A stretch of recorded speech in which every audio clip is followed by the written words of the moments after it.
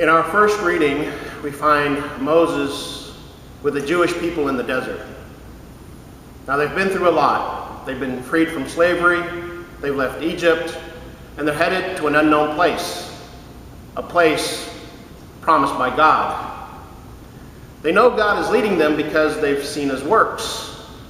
But now they're in the desert.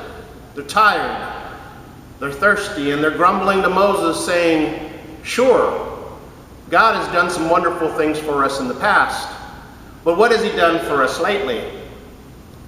You see, things aren't going the way they thought they were going to go. They're beginning to have second thoughts. They're beginning to not believe in God's promise.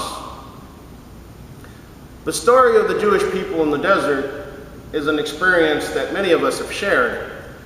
Have you ever been in a situation where things didn't turn out the way you thought they would?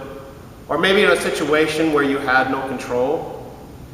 Maybe it was a loss of a job, maybe financial difficulties, broken relationships, loneliness, sickness, maybe the loss of a loved one. See, these are times we know where we should put our faith in God, but sometimes we're like the Jewish people in the desert, where we begin to challenge God, where we begin to not believe in his promise. Now, Moses interceded for his people with God.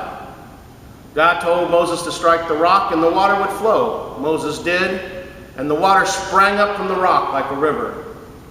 The Jewish people drank this water and they called it living water because it flowed like a river. This water satisfied their thirst, but they still did not believe in God's promise. Now, in the ancient world, water that was flowing was called living water because it always replenished itself. It sprang up like a river. Unlike the water you get from a well, which doesn't spring up and which doesn't flow. Now, a well is the location of our gospel reading. Jesus meets a Samaritan woman there. The woman came to fill up her jar of water, so imagine the surprise she received when Jesus began to speak to her and asked her for a drink. Now, initially, she kind of blew him off, saying, "How can you, a Jew, ask me, a Samaritan woman, for a drink?" See, back then, Jews and Samaritans really didn't speak to each other. Jesus didn't give up on her. She told her that if she realized who she was talking to, that she would be asking him for water, for living water. He told her that if she continued to drink from the well, that she would continue to thirst. But if she drank from the water that he had to offer, that she would never thirst again. Of course, what Jesus was offering to the woman was the gift of the Holy Spirit through baptism. The woman didn't understand what Jesus meant. Her thirst caused her to go to the well, but it was her weakness which caused her to miss the opportunity to receive the Holy Spirit. As a sign, Jesus told her about her past. She was so impressed that she realized that the man she was speaking to was a prophet, possibly the Christ. Excitedly, she left Jesus, went to town, began to evangelize. She began to witness to others about what had happened to her, that she had possibly found the Christ. Now, the story of the woman is a story about us. She came to the well just to draw some water, but found Jesus.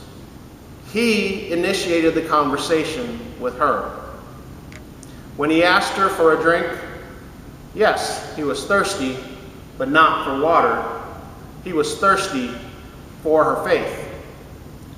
As Jesus continued to speak to her, he began to soften her heart, and she began to realize who she was speaking with.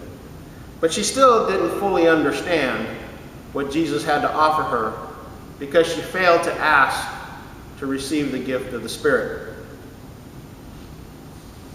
Today, Jesus is initiating a conversation with us. Today, Jesus is offering us the gift of living water.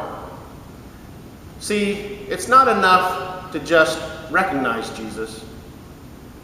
You have to believe in Jesus. You have to believe in his promise. And then we must go and ask him to receive his Spirit.